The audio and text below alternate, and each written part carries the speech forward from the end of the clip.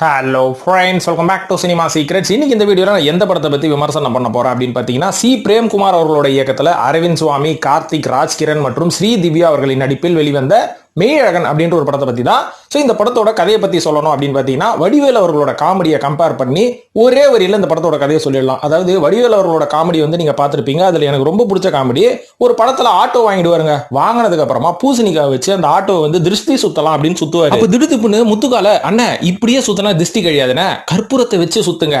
அதுக்கப்புறம் கொஞ்ச நேரம் பொறுத்து, அட இப்படியெல்லாம் சுத்தினா என்னைக்கு திருஷ்டி கழியாது, கையில இருக்கிற சில்லற காசெல்லாம் பூசணிக்காய்க்குள்ள வச்சு சுத்துங்க, அப்பதான் திருஷ்டி நல்லா கழியும். அது மட்டும் இல்லாம ஆட்டோக்கு திருஷ்டி சுத்துறீங்கன்னா நீங்க ஆட்டோ சாவியும் உள்ள வச்சு பூசணிக்காய் உள்ள வச்சு நீங்க ஒரு சுத்துங்க அப்படின்ற மாதிரி கூட இருந்து அட்வைஸ் பண்ணிக்கிட்டே இருப்பாரு, நிறைய ஐடியாஸ் கொடுத்துக்கிட்டே இருப்பாரு. அதுக்கப்புறம் வடிவேல் கொஞ்ச நேரம் பொறுத்து, இவ்வளவு சொல்றிய நீ யாரு அப்படின்ற மாதிரி கேட்பாரு. அட நானான முக்கியம், திருஷ்டி கழியறது தான் முக்கியம் அப்படின்ற மாதிரி பூசணிக்காய் தூக்கி ஓடுவார் இல்லைங்களா. இதுதான் இந்த படத்தோட கதை. என்ன ஒன்னும் புரியல. இந்த படத்தை பார்த்தா பல பேருக்கு தெரியும், இருந்தாலும் உண்மையான கதைக்குள்ள வந்துடுறேன். அதாவது அரவிந்த் சுவாமி அவர்கள் கிராமத்துல இருந்து வளர்ந்து அதுக்கப்புறம் ஒரு காலகட்டத்தில் இவங்களோட குடும்பத்துக்குள்ள ஒரு சொத்து பிரச்சனை வந்தனால சொத்தம் வேணா ஒன்னும் வேணாண்டா அப்படின்ற மாதிரி கிளம்பி சென்னையில வந்து செட்டில் ஆன ஒரு குடும்பம். அதுக்கப்புறம் ஒரு 22-23 வருஷம் கழிச்சு அவங்க ஊர்ல அவங்களோட சொந்தக்கார பொண்ணுக்கு கல்யாணம்னு சொல்லி இவங்களுக்கு இன்விடேஷன் வரும் சென்னைக்கு. சரி ஓகே, நம்ம குடும்பத்துல எல்லாரும் போக முடியாது, அந்த கிராமத்து பக்கமே மூஞ்சில முழிக்க மாட்டேன்னு சொல்லி சண்டை போட்டு தானே வந்தோம். அதனால நம்ம வீட்டு சார்பா அரவிந்த் நீ மட்டும் போயிட்டு வா, போ எல்லாத்தையும் சமாளிச்சுட்டு வா அப்படின்ற மாதிரி வீட்டுல இருந்து அனுப்பிச்சு விட்டுருவாங்க. இவரும் பாத்தீங்கன்னா ட்ரெக்கிங் போற மாதிரி ஒரு பையன் மாட்டுன்னு கிளம்பிடுவாரு. போனவரு கல்யாண வீட்டை அடைஞ்ச உடனே அங்க போய் எந்திரன் ரஜினி மாதிரி இருப்பாரு, ரோபோ மாதிரி இருப்பாருங்க. கிஃப்ட்டை மட்டும் கொடுத்துட்டு எப்படா நம்ம ஓடியாரலாம் அப்படின்ற மாதிரி ஒரு மைண்ட் செட்ல தான் உள்ள போவாரு. கரெக்டா வசமா போய் கார்த்திகிட்ட போய் மாட்டிப்பாரு. கார்த்தி யார், என்ன இது, எந்த சொந்தக்காரன் யாருன்னே தெரியாது. இவர் பாட்டு கார்த்தி வழக்கம் போல எல்லா படத்துலயும் வர மாதிரி கலகலன்னு பேசிக்கிட்டே இருப்பாரா. அரவிந்த் சுவாமி அவர்களுக்கு தலைவலி வந்துடும். ஐயோ இவங்கிட்ட வந்து வசமா மாட்டிக்கிட்டுமே, சொந்தக்காரங்கிட்ட மாட்டுறமோ இல்லையோ, இவங்கிட்ட எப்படி மாட்டணும்னு தெரியலன்னு சொல்லி கடைசி வரைக்கும் இவர்கிட்டயே மாட்டிக்கிட்டு விக்ரமாதித்யன் தோல்ல மாட்டின வேதாள மாதிரி தான் இந்த படம் ஃபுல்லா வந்து கார்த்தி வந்து அரவிந்த் சுவாமியை வச்சு டிராவல் பண்ணிருப்பாரு. அதாவது சொந்த கதையில் ஆரம்பிப்பாருங்க கார்த்தி, அதுக்கப்புறம் சொந்த கதை, அதுக்கப்புறம் ஏகப்பட்ட பாம்பு கதை, அதுக்கப்புறம் ஜல்லிக்கட்டு கால கதை, தூத்துக்குடி துப்பாக்கி சூடு கதை, அதுக்கப்புறம் கடைசியா இலங்கை போர்க்கதையில முடிஞ்சு கடைசியா தான் இவங்களோட வீட்டு மேட்டருக்கே வருவாங்க. எக்ஸ்ட்ரா இன்னொரு கதையை விட்டேன், கரிகால சோழன் கதையெல்லாம் சொல்லுவாரு. இப்படியே சொல்லி 2.25 மணி நேரம் படம் ஓடி போயிடுச்சுங்க. அதுக்கப்புறம் கடைசியா சொந்த கதை சோக கதையெல்லாம் சொல்லி ஏப்பா நான் தான்ப்பா அது அப்படின்ற மாதிரி கடைசியில சொல்லுவாரு. படம் முடிஞ்சு போடும், அப்பதான் பேரே போடுவாங்க. ஸோ இதுதான் இந்த படத்தோட கதை அப்படின்னு சொல்லலாம். ஸோ இந்த படத்துல என்னென்ன பிரச்சனைகள் இருக்கு மற்றும் இந்த படத்துல என்னென்ன பாசிட்டிவான விஷயங்கள்லாம் இருக்குது அப்படின்றத பத்தி பேசுவோமா. அதாவது முதல் பிரச்சனை என்ன அப்படின்னு பாத்தீங்கன்னா, இப்பேற்பட்ட கிராமம் உண்மையாவே பூமியில தான் இருக்குதா இல்ல அவதார் கிராமத்துல இருக்குதான்னு தெரியல. எல்லாரும் நல்லவராகிறானுங்க, பாக்குற எல்லாருமே இவங்கள மாதிரி ஒரு உத்தமையே கிடையாதுரா அப்படின்ற மாதிரி தான் அந்த கிராமத்துல இருக்கிறாங்க. பாக்குறதுக்கு கொஞ்சம் ஆர்டிபிஷியலா தான் இருக்குது. கொஞ்சமாச்சும் சுயநலம் இருக்கணும்னு சொல்லி ஒரு 4 பேரை தான் இவங்க கெட்டவங்கன்னு காமிப்பாங்க. மீதிக்கிற பயபுள்ள எல்லாமே அந்த கிராமத்துல நல்லவன் தான். அதாவது ராஜ்கிரன்ல ஆரம்பிச்சு ஸ்ரீதிவ்யா, கார்த்தி, அதுக்கப்புறம் பூ விற்கிற ஒரு பூவம்மா, எல்லாருமே வந்து நல்லவங்களா இருப்பாங்கப்பா. இது மட்டும் இல்லாம கார்த்தியோட ஒரு நல்லவன் இந்த உலகத்திலே இருக்க மாட்டான் அப்படின்ற மாதிரி அரவிந்த் சுவாமி அவர்களை நம்ப வச்சது மட்டும் இல்ல, படம் பார்க்க வந்து அத்தனை பேரையும் நம்ப வச்சுட்டானுங்க. ஸோ அந்த அளவுக்கு கார்த்தியோட கேரக்டர் வந்து வடிவமைக்கப்பட்டு இவனை பத்தி ஒரு கெட்டதும் வரக்கூடாது அப்படின்ற மாதிரி முடிவு பண்ணி தான் டைரக்டர் வந்து இந்த கேரக்டர் வந்து வடிவமைச்சிருக்காருன்னு நினைக்கிறேன்.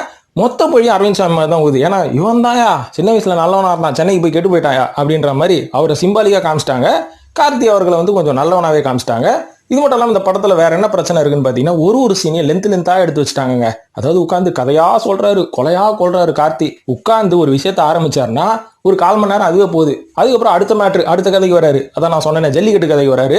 இது வந்து ஒரு 1/4 மணி நேரம் போகுது. அப்புறம் ஒரு பாம்பு கதைக்கு வராரு, இது ஒரு 1/4 மணி நேரம் போகுது. தூத்துக்குடி துப்பாக்கி சூடு கதை, இலங்கை போர் கதை, கரிகாலம் சோழ கதை அப்படின்னு போய் தான் செகண்ட் ஹாஃப் முடிஞ்சு போச்சு. ஃபர்ஸ்ட் ஹாஃப் என்னதான் இன்ட்ரெஸ்டிங்கா கொஞ்சம் ஆரம்பிச்சு ஏதோ ஒன்று பண்ண போறாங்கப்பா. அரவிந்த் சுவாமி வந்து திருன்னு மூஷனுங்கிறாரு, எங்கேயோ வந்து மாட்டிக்கணும்டா, நம்ம கிஃப்ட்டை கொடுத்து ஓடி போயிடலாம் அப்படின்ற ஒரு மனநிலையில தான் இருக்கிறாரு. செகண்ட் ஹாஃப்ல போய் உட்கார வச்சு மனுஷனுக்கு 4 பீரை ஊத்தி கொடுத்தோன்னே அவர் வந்து மட்டையாயிடுறாரா. அந்த மட்டையானதுக்கு அப்புறம் தான் அந்த கதையெல்லாம் சொல்றாரு.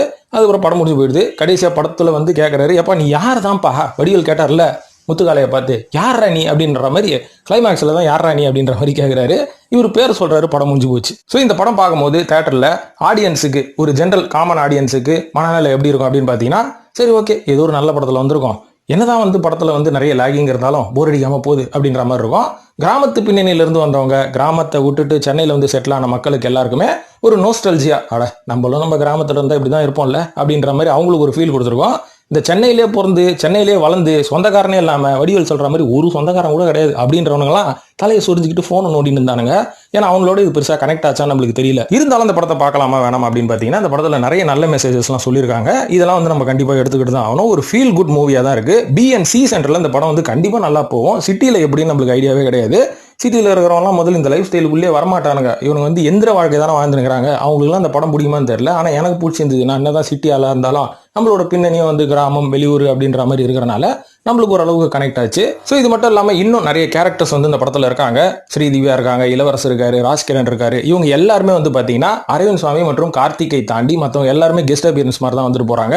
இவங்களுக்குலாம் இன்னும் கேரக்டர் வலுவா கொடுத்துருந்தா இந்த படம் ரஜினி முருகன் மற்றும் வருத்தப்படாத வாலிபர் சங்கம் மாதிரி கலகலன்னு இருந்திருக்கும்.